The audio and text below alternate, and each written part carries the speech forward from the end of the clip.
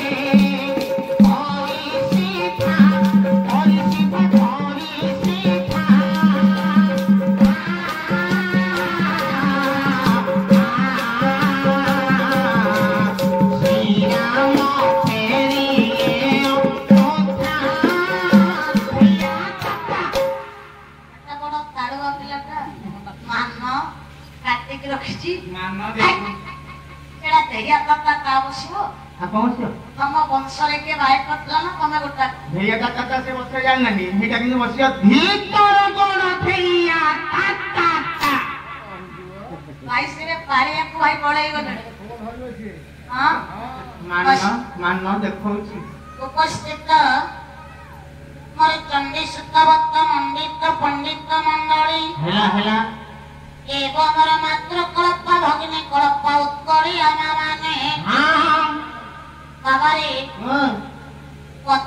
ଆସିଲା କଣ?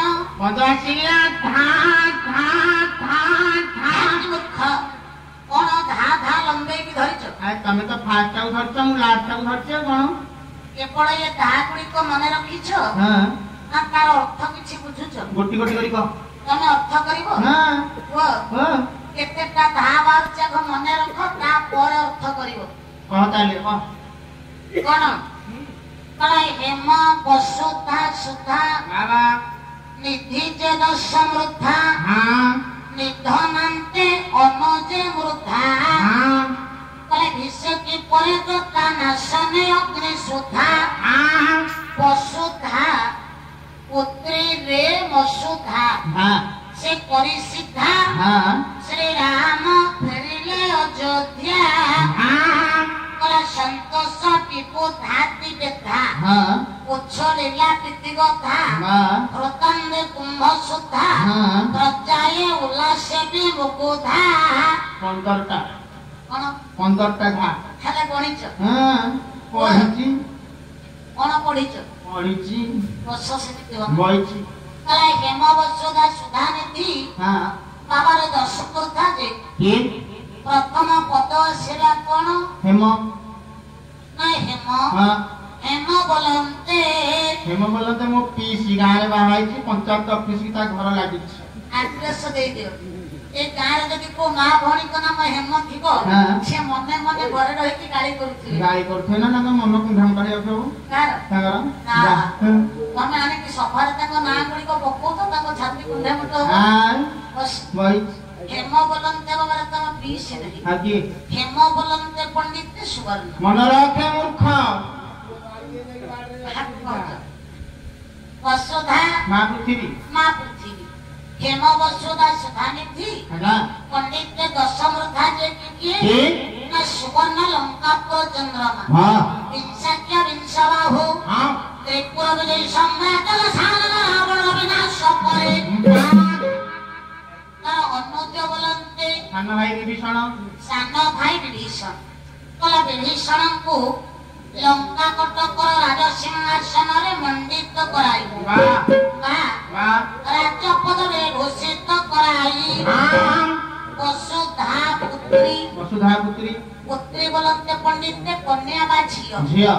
ବସୁଧାଙ୍କର କନ୍ୟା ହେଲେ ବିଶ୍ୱ କଲ୍ୟାଣୀ ଜଗତ ଜନନୀ ମା ମୋର ଜାନକୀ ମା ଜାନକୀଙ୍କୁ ଅଗ୍ନିରେ ସୁଦ ସଚରିତ୍ରାର ସତୀତ୍ୱ ପ୍ରମାଣିତ ଦେଇ ସାରିବା ପରେ ମର୍ଯ୍ୟାଦା କୈଶାନ୍ୟ ସରକାର ପରମ ବ୍ରହ୍ମ ମର୍ଯ୍ୟାଦା ପୁରୁଷୋତ୍ତମ ପ୍ରଭୁ ରାମଚନ୍ଦ୍ର 14 ବର୍ଷ ବନବାସ ପୂର୍ଣ୍ଣ କରି ଯେତେବେଳେ ଅଯୋଧ୍ୟାକୁ ପ୍ରତ୍ୟାବର୍ତ୍ତନ କଲେ ବା ଫେରିଲେ, ରାମ ବିଚ୍ଛେଦିତ ଅଯୋଧ୍ୟା।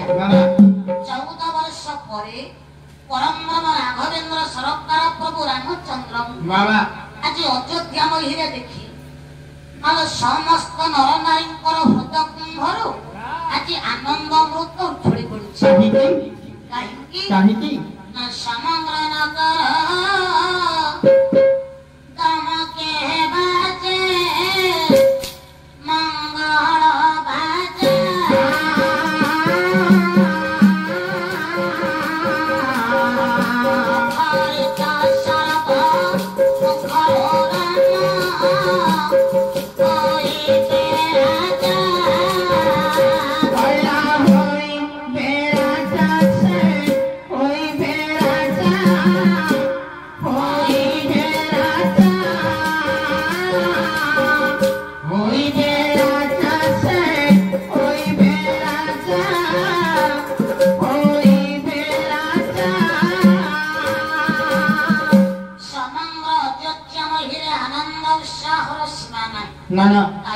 କାହିଁକି ନା 14 ବର୍ଷ କାଳ ଯେଉଁ ପ୍ରଭୁ ବନସ୍ତମ କରନ୍ତି ଦୁଃଖ କଷ୍ଟରେ ଜୀବନ ଯାପନ କରିବା ପରେ କେତେ ବାର୍ତ୍ତା ବିଘ୍ନକୁ ସହ୍ୟ କରି ଆଜି ଅଯୋଧ୍ୟାକୁ ପ୍ରଭୁ ଫେରି ଆସିଛନ୍ତି। କେତେବେଳେ ପ୍ରଭୁ ଅଯୋଧ୍ୟାର ରାଜ ସିଂହାସନରେ ରାଜଗାଦିରେ ବସିବେ, ପ୍ରଭୁ ରାମଚନ୍ଦ୍ରଙ୍କୁ ରାଜା ବେଶରେ ଦେଖିବା ପାଇଁ ଆତ୍ମୀୟ ଉତ୍କଣ୍ଠା ସହିତ ଅପେକ୍ଷା କରିଛନ୍ତି ସମସ୍ତ ଅଯୋଧ୍ୟା ନଗରୀର ନର ନାରୀ।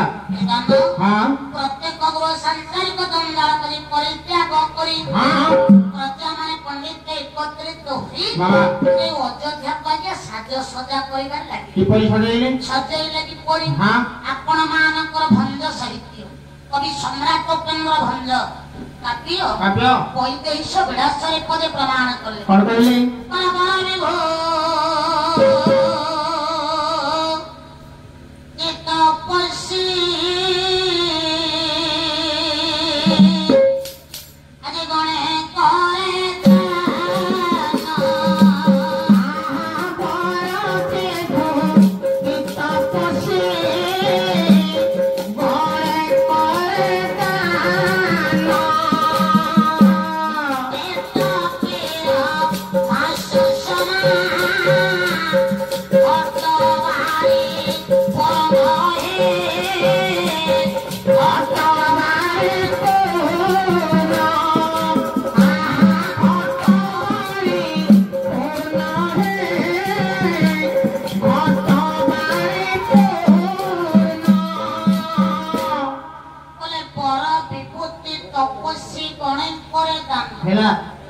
पर्यादा पुरुषोत्तम राघवेन्द्र सरकार प्रभु राम 14 वर्ष वनवास को कर्ण करी ये अयोध्या पगे फेरी छंती सत्य ले ये अयोध्यार राजा सिंहासन रे बसिबा पूर्वरु कबारे कले कोन बोले ना अयोध्यार राजा सिंहद्वार अनेक दुखी रंकी को तपस्वी मानंकु प्रजा वत्सलंकु डकाई आगे सोहस्त बोलते निज हस्तरे प्रभु सेमानंकु अनेक धन संपद दान करिबार लागि कला पिटपी रंबा सुषमा घट्ट बारी पूर्ण नबारे पिटपी बोलते वृक्ष पिटप बोलते वृक्ष रंभा बोलते नुआ बहु अरे नुआ बहु कोन भाउज 2024 मसिया चलिला तमे से नुआ बहु डाक्टर अटकी रहिछ आमे तोरे पुराना काल डाकिया बुझरी न रखछु एक मूर्ख बस समिति हना बइची तम रंभा बहुजन का कथा कभी एटी कहिले आ का कथा कला पिटप बोलते वृक्ष रंभा बोलते पंडित कदड़ी मन रखे कोई भंजंकर भाषा रे प्रजा माने जे एकत्रित होई नकरटी को कदड़ी वृक्ष रोपण करी बाबा घट माटी पात्र बा माटी कलश बस बाली बोलते पंडित जड़ जड़ पूर्ण अर्थात कोटिया पूर्ण कुंभ तेणु कदड़ी वृक्ष को रोपण करी पूर्ण कुंभ को बसाई ये अयोध्या को सुशोभित व सज्जित करी देले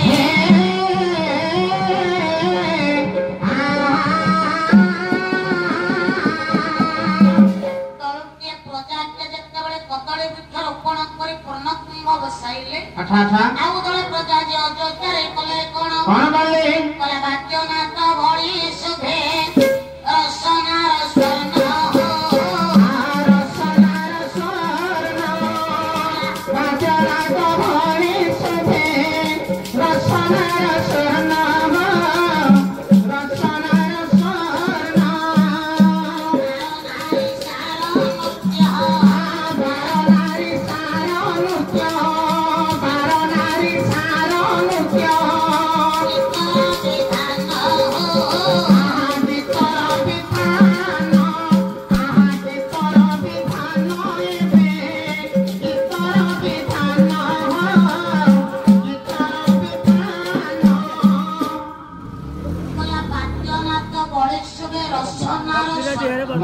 आओ दलते प्रजा तमरा भी आड़ के आसो एटे बात चेयर बस चेयर रे और रामचंद्र को शुभेच्छा जणाइबा उद्देश्य रे नले एपट बस रे एपट कला